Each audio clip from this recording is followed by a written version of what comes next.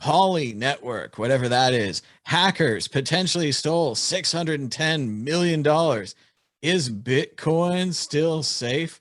Well, we'd really have to connect the two, but apparently transfers on Binance, Ethereum, and Polygon blockchain announced that it had been attacked and the assets transferred to hackers. They then wrote a nice letter to the hacker on really good stationery asking for the money back. I don't think the hackers have given a response yet, but the Poly Network later broadcast and said that the amount of money you hacked is the biggest on in DeFi history. Wasim, will the hackers give the money back? Will the Polygon network, which I think has NFTs and helps scale Ethereum, have anything at all to do with Bitcoin? Right. So there's two questions there. I think the first question is already pretty much answered. So the hackers set out a bunch of messages that they wrote messages into the Ethereum blockchain, basically explaining their rationale, what they did, why they did it, and how they're returning some of the coins. I think they already cleaned some of them through one of these kind of obfuscation services on Ethereum. So not all of it is back. Some of it got blacklisted, but stable coins got blacklisted, which tells you something about how stable coins work and how they're different to Bitcoin. And so like quite a lot of it got returned. And some people are saying that's a kind of a victory for good moral sense because it shows that the hackers can't spend the money. But I also think that a lot of it is signaling, and like the people that find these vulnerabilities very often on the inside of the projects. I just thought it's quite interesting just to talk about like how you can connect it to Bitcoin, because when it first happened, people were saying that it might have been a cryptography related issue, that somebody might have reversed a private key, that like somebody broke some crypto hash function or something like that. But rather it seems like there was you could call a function to a contract that would change the list of public keys that had authorization to do whatever. And so the attacker just replaced one of those with his key, and then like the door was just open sesame, then like, just did what they did. And they cleaned some of the coins through some centralized exchanges, which people raised their eyebrows about, saying, it's not centralized or whatever. But some of this stuff you can't actually do on DEXs. Like you can't do it on the Ethereum DEX stuff. So the guy might have, or the person, the attackers might have kind of de-anonymized themselves inadvertently or given away some breadcrumbs. But the thing is, it wasn't a crypto attack. And so if it had been, then you might be able to call into question the integrity of Bitcoin with connection to this.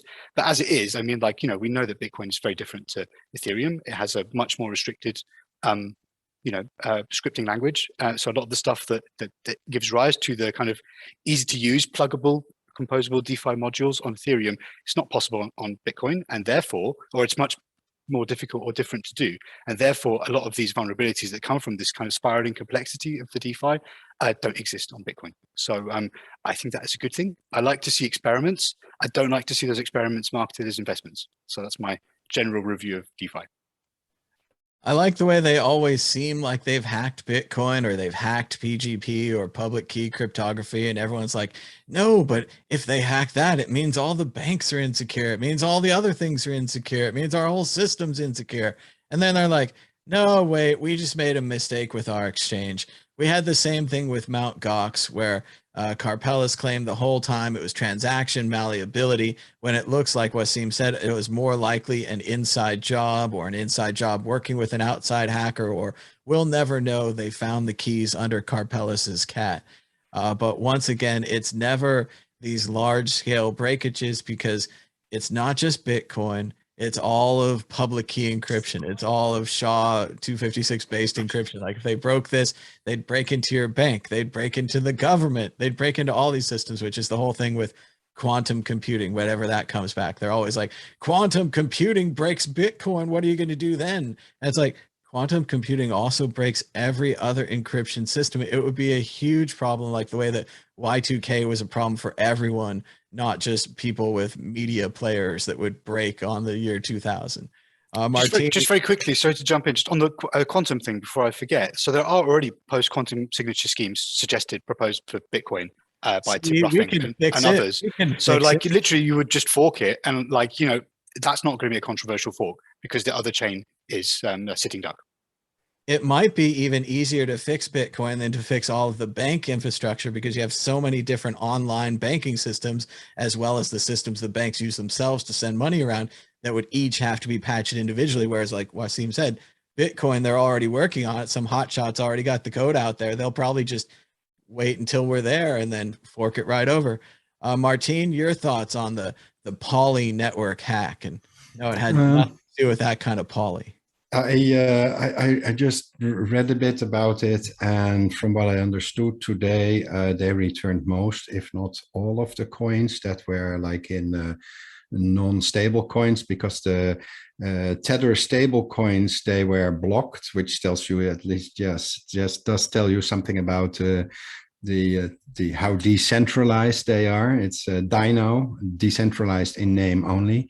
So it's so what will happen is that Tether will probably burn the tokens they blocked from the hackers and then refund that to Poly something, instead of trying to trust the hackers that they will give it back. So that's for the stablecoin part. The most of the other coins were already traced by various entities. Coins got locked. The addresses were blocked on various larger exchanges, so they were pretty much useless. So they returned most, if not all, of the coins back.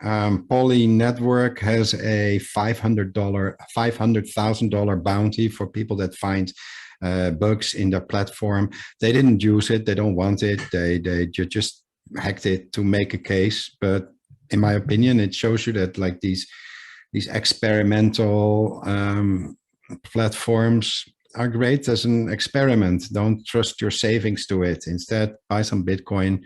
Bitcoin will not be hacked, not in the same way.